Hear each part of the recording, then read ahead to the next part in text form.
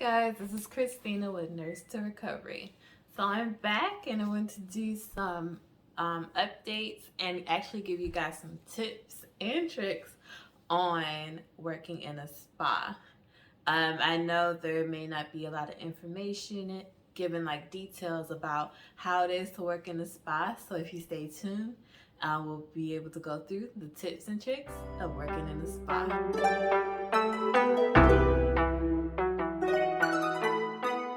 Therapist.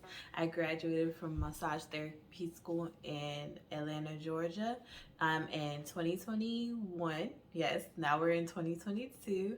I've been working pretty much since a month after I graduated, and I've have worked in about 4 different places so far, and 2 of those places were spas.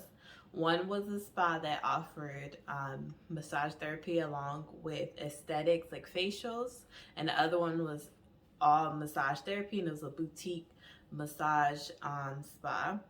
And I want to let you guys know my experiences and what I recommended. And if you are interested in working in spas, what would you look for? And is it a fit for you? So the first place was, well, both places were small places. It wasn't a chain. It wasn't Massage Envy or anything like that. There's many chains in Georgia, and some are better than others, but that would be up to you, for you to decide. You always want to look for how many hours are expected out of you, average of how many clients you're expected to see a day, what type of massages they offer. Do you have to upsell your clients? Also, any development. Do they give back to their massage therapists and teach you, like, either reimburse you for getting further education? So as a massage therapist, you have to do CEUs or continued education credits in order for you to when you get your license. In order for you to renew it, you got to renew it every 2 years, and you need these credits in order to renew. It might be different how many state to state, how many credits you may need. So always look into that to know how to renew your license. So some places might offer to pay for that for you. So that should be something you look out for if that's something that's included. Most places want you to be a contract employee, and so then you only get paid per massage instead of per hour. So that's another thing you should know. But you also want to know, what's the compensation? Are there different amount of times, like how long is the average massage? Some can go as short as 30 minutes, some can go as long as 2 hours, and they should have a differential in pay for that time. So also look into that. So what I want to start with is the interview process. So say you're a new massage therapist and you want to work at a spa. So you want to know, how do I get the job? So you do want to apply online, get a resume. Even if you're fresh out of school, just put your school information. Usually you have to do some kind of spa hours to graduate. So that's going to be, your experience so far. So you'll do your resume. Then they'll ask you to come in to do the interview. Usually for massage therapists, your interview is partly like a regular interview where you talk to somebody, you sit in front of them, they explain the job, you explain, what you expect from the job. And then there is a hands-on massage part. So you usually have to do some sort of massage or give the person that's interviewing you a massage. I was nervous for my very first one because I'd never done this before, and then they're judging me. But once I got started, I felt comfortable, and you just kind of do the massage, to the best of your ability. And from then, usually, unless it's just horrible, usually you get the job for most places, because honestly, I know at least in Georgia, there is a shortage of massage therapists. So a lot of places need to hiring. And so if they feel like you're a good fit, then you got the job. And they'll usually let you know right then and there unless they're looking at a bunch of people. But for the places I interviewed, I usually found out like by the end of that interview that they wanted me to stay. So that's something to look into. So first, I'm going to talk about the first spa I worked in where they had facials and massage therapy.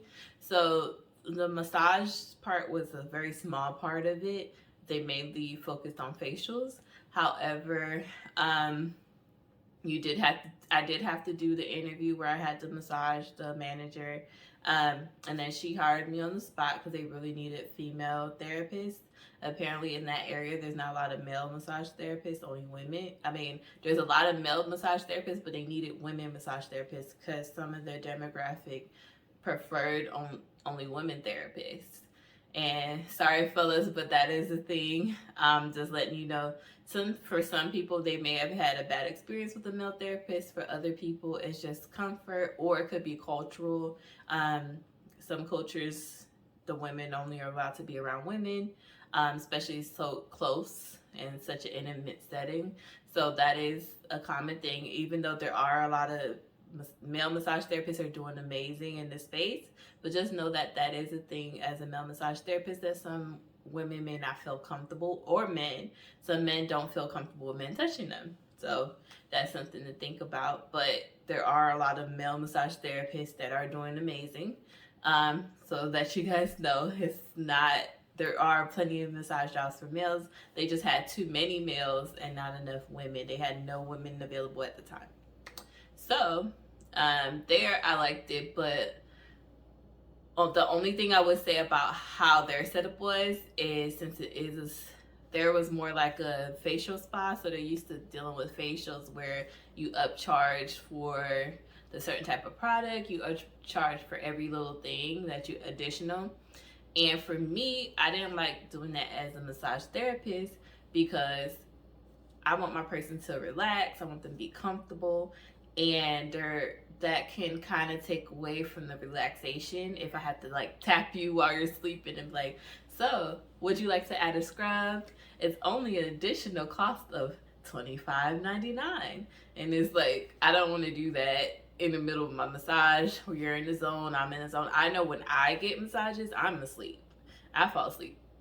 So I wouldn't want somebody tapping me to try to upsell me on adding something additional. Like, they charge separate for any additional stuff, and that was a lot for me to keep up with as a massage therapist, since it wasn't my spa. So specials would change monthly, and I had to know that type of stuff like up front. So that was kind of hard for me. Also the location, and for any job, I would like to say, like, you guys should always take consideration your drive time, and is the pay necessary for you. And since massage is commission based, there may be times you're sitting around not getting paid because you're not booked for certain hours. And I would like to rather be closer to home if I'm not going to be booked for long periods of time. So the other place I worked for was it was owned by a massage therapist, so it's mainly massage based. They charged it for everything up front. Like, the people knew the price. We not like, it was kind of, I would say they kind of had like, it was kind of like to the point. Like, if you order CBD, you order the up front. That's it. Like, everything you wanted in your massage, you order up front. They kind of had like certain stuff that's already included, and then the therapist will talk to you, decide what you wanted for that appointment, and then you get your massage. I liked that one. My only thing about that one, for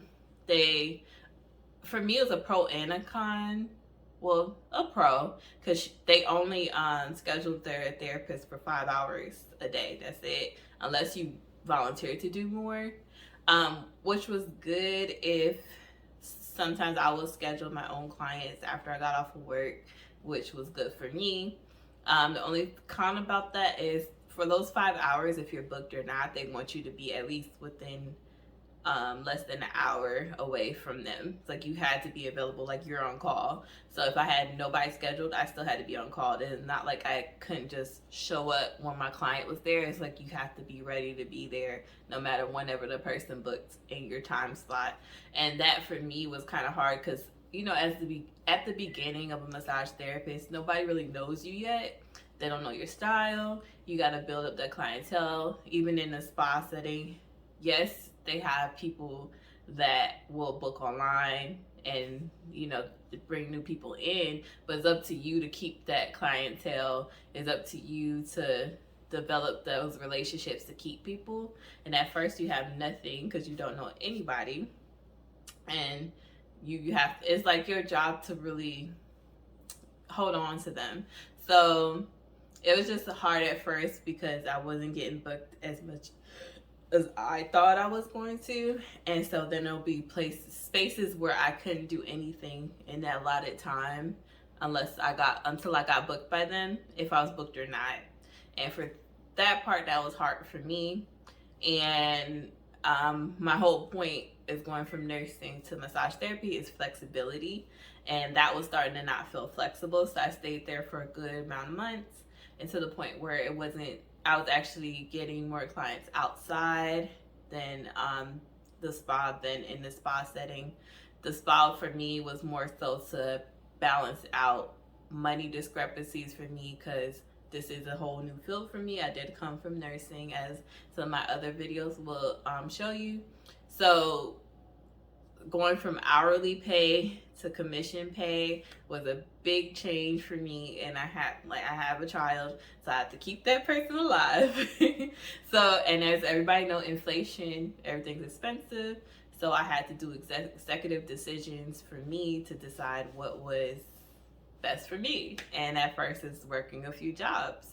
So I would recommend spa, especially if you're a new massage therapist. I would always say look for the smaller spas or the spas in a really nice area, because you're more likely to get booked, because they more likely have the income for them to be able to get massages on a regular basis. Also, the tips will be higher. Also, they might have more flexibility in scheduling. So those are all things you should look into for, you know, if you're interested in working in spas. If you guys have any more questions, leave it in the comments below. So far I've been able to answer anybody that had a question so far in any of my videos. Next, I will tell you guys in the next video updates on what I'm doing, since I am now fully not working in spas anymore, and what am I up to. So stick around.